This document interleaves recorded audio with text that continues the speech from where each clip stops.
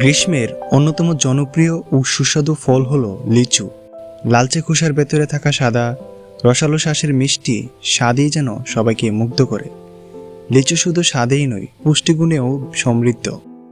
বাংলাদেশের বিভিন্ন অঞ্চলে লিচুর চাষ হলেও ব্রাহ্মণবাড়িয়া বিজয়নগরের লিচু বিশেষভাবে পরিচিত তার মিষ্টতা ও গুণগত মানের জন্য। গাছ ভর্তি লাল টুকটুকে লিচুর দৃশ্য যেন প্রকৃতির এক অপূর্ব সৌন্দর্য। তাই গরমের এই মৌসুমে লিচু শুধু একটি ফল নয়, বরং আনন্দ ও সতেজতার এক অনন্য প্রতীক। বিজয়নগরকে অনেকেই ভালোবেসে লিচুর রাজ্য বলে অভিহিত করে। আজকে এই সুন্দর লিচু বাগান পরিদর্শন করতে গিয়ে আমরা কি কি দুর্ঘটনায় পড়েছি এবং কীভাবেই বা এই লিচু বাগানে যাবেন, সকল কিছু থাকছে এই ভিডিওতে। আসসালামু আলাইকুম, আমি ইকরাম আর আপনারা দেখছেন ট্রাভেল উইথ ইকরাম। চলুন আজকের এই রোমাঞ্চকর ভ্রমণটি শুরু করি।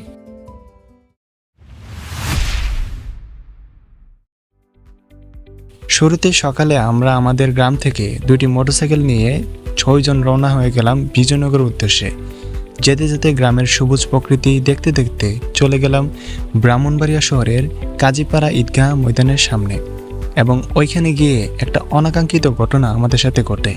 সেটি হচ্ছে আমাদের মোটরসাইকেলের চাকা স্লিপ কাটে, যার ফলে আমি এবং আমার রাইডার হালকা একটু ব্যথা পাই। তো সব কিছু ঠিকঠাক করে আমরা আবারও আমাদের গন্তব্যের উদ্দেশ্যে রওনা হলাম। তার আগে বলে নিই আপনারা কিভাবে এই লিচু বাগানে যাবেন। কুমিল্লা থেকে যারা আসবেন তারা সরাসরি আখাউড়া আজমপুর দিয়ে সরাসরি বিজয়নগর লিচু বাগান যেতে পারবেন। আর যারা ঢাকা সিলেট ময়মনসিংহ হয়ে আসবেন তারা শাহবাজপুর হয়ে সরাসরি লিচু বাগানে যেতে পারবেন। আমরা যেহেতু ব্রাহ্মণবাড়িয়া শহরের মাঝখান দিয়ে যাচ্ছি, তাই শেখ হাসিনা সড়ক দিয়ে সরাসরি বিজয়নগর চলে যাচ্ছি। যেতে যেতে রাস্তার দুই পাশের সবুজ প্রকৃতি আর গ্রামের পরিবেশ সত্যি মন ভালো করে দেয়। যত সামনে যাচ্ছি ততই দেখতে পাই পোড়ামাটির তৈরি ঘরবাড়ি, লাল মাটি, নানান প্রজাতির গাছ, আর অনেক মানুষদের দেখতে পেলাম হাতে করে লিচু নিয়ে যাওয়ার দৃশ্য। আরও যত ভিতরে ঢুকতেছি ততই অবাক হচ্ছি। একটা জিনিস লক্ষ্য করলাম, এখানকার প্রত্যেকটি বাড়িতেই এক বা একাধিক লিচুর গাছ রয়েছে। আরও অনেক অনেক পর্যটক তারাও লিচুর বাগান দেখতে যাচ্ছে। কেউ কেউ মোটরসাইকেল নিয়ে, সিএনজি নিয়ে, মাইক্রো, আবার কেউ প্লেনে করেও লিচু খাইতে যাচ্ছে বিজয়নগরে। আচ্ছা, লিচুর বাগান দেখতে গিয়ে হঠাৎ একটু ট্রেনের নিচে পড়তে পড়তেই বেঁচে গেলাম। যাই হোক, বিপদ আপদ কাটিয়ে এবার একটু লিচু বাগানে প্রবেশ করি। এখন আমরা চলে এসেছি একটি লিচুর বাগানের ভিতরে। চারিদিকে শুধু লিচু আর লিচু। আবার এমন অনেক গাছ আছে যেটির লিচু প্রায় শেষের দিকে। আর হ্যাঁ, একটা কথা বলে রাখি, আপনারা যারা দূর থেকে আসবেন তারা অবশ্যই কিছুটা হইলেও লিচু কিনতে হবে। যদি না কিনেন তাহলে আপনাদের বাগানের মালিকরা বা যারা এখানে বাগান দেখাশোনা করেন তারা ভিতরে প্রবেশ করতে দিবে না। বাগানে ভিডিও করা এখানে সম্পূর্ণ নিষেধ।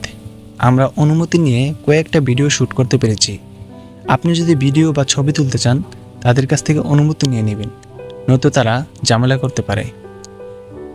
চারিদিক যতদূর যাই শুধু সবুজ গাছ আর থোকায় থোকায় ঝুলে থাকা লিচু।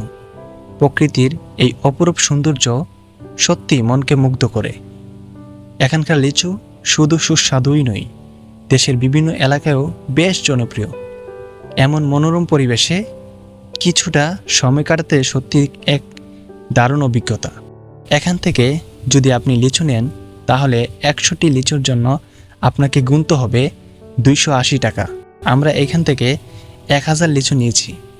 আগেই বলে রাখি এবং আবারও বলছি, যদি লিচু কেনার উদ্দেশ্য না থাকে তাহলে এখানে এসে আপনার কোনো লাভই হবে না। আপনি শুধু বাগানগুলোই দেখতে পারবেন, বাগানের ভিতরে প্রবেশ করতে পারবেন না। অবশ্যই যদি আসেন তাহলে অবশ্যই লিচু কেনার প্রস্তুতি নিয়ে আসবেন। লিচু খাচ্ছে জিলু ভাই, সেই টেস্ট। ও আরে সেরা সেরা। এদিকে বড় ভাই লিচু খাইবার লেগে পড়ে অবস্থা খারাপ। আজকে সকালে না হয় পড়ছে লিচু খাইবার লেগে। অবশ্যই আমরা সবাই না আইছি লিচু এভয়েড করবার লেগে। অনেক বেশি দেয়া এটা পরে একটা একটা করে ভাঙ বাবা। তো বন্ধুরা, ব্রাহ্মণবাড়িয়া বিজয়নগর লিচুর রাজ্যে আজকের ভ্রমণ এখানেই শেষ করছি। ভিডিওটি ভালো লাগলে লাইক, কমেন্ট এবং শেয়ার করতে ভুলবেন না। আর ট্রাভেল উইথ ইকরাম চ্যানেলটি সাবস্ক্রাইব করে পাশে আসা বেল আইকনটি ক্লিক করে রাখবেন, যাতে করে নতুন ভিডিওগুলো আপনি সাথে সাথে পেয়ে যান। তাহলে দেখা হচ্ছে খুব শীঘ্রই। আল্লাহ হাফেজ।